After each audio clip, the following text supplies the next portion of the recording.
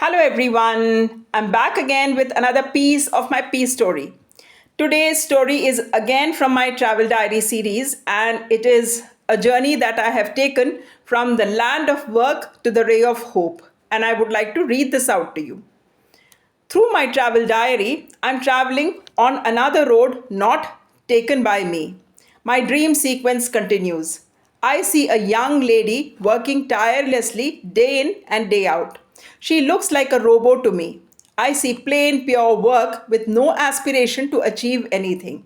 She looks calm outwardly. People around her look at her work and see how they can better it, not for her, but for themselves. She still continues with her work. I look at her and she feels like a land of work to me. A land that says, I will just work with no expectations because there is no hope for me or my work. It looks like she has tried enough, but she has no hope that she will get anywhere in life. Her inner self looks sad, but her outer face glows in the work that she does. Being rejected by everyone, now she stays quiet, happy with her own life and in her own world. I wonder, I'm on a vacation. Why am I stranded here in this land of work? Maybe I made a wrong choice for my vacation. Instead of a lively place, I have landed myself again in the land of work on a holiday.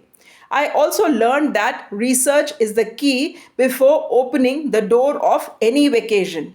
Anyway, I have spent some money for this vacation, so I cannot afford to waste it. So I start my journey to explore the land of work by covering the life of the lady. I walk through the past of her life, the history of the land. I find a piece of work in a file in the hands of the lady standing outside a conference hall. Her entry into the room is stopped by a person, but the file is snatched from her hand. She politely says, That's mine. He refuses to listen. The file is handed over to another man in the room who is an investor. He looks at it and says, All this looks so haphazard. How can we ever use it? Another lady in the meeting room says, I have the capability to convert that sloppy work into something meaningful. The man says, It's a garbage piece. Take it and use it if you can. I don't see any potential there, and it's just repeats and garbled. She negotiates and take the files, saying, There is a gold mine of ideas there. I can polish it into something valuable, and I deserve the credit. The lady takes it and works on those pages. She transforms it into a business proposal, a neat presentation with a new style that has just shifted its place from old file to a new one.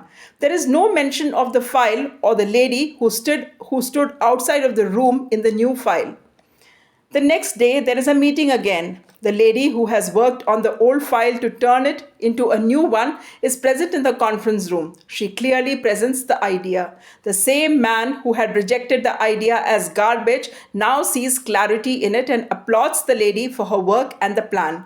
She gets her investment for the business. She moves on in life from there to setting up a successful business in a few years. The same cycle repeats, another file taken, another business empire formed, and while she stands outside unnoticed. The lady outside the room thinks to herself, I am working with no credit for myself. Should I continue working or shall I quit? She walks down the road just in front of that office. She thinks for a while and is back at her workplace. She quietly signs her resignation letter and places it on the table in front of the investor who kept rejecting her file. She is an employee in the investor's office. He looks at her resignation letter and says, I have a business proposal for you. Keep handing over your garbled ideas. Each time someone will snatch them and turn them into clarity. You will remain the silent contributor to the new land called Ray of Hope.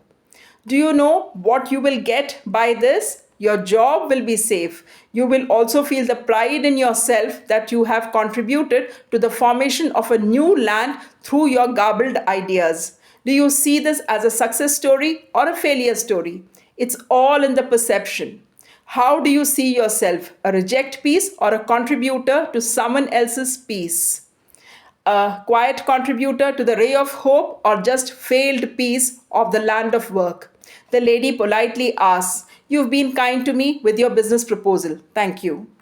If I'm not offending you, may I know what is your profit angle in this story?"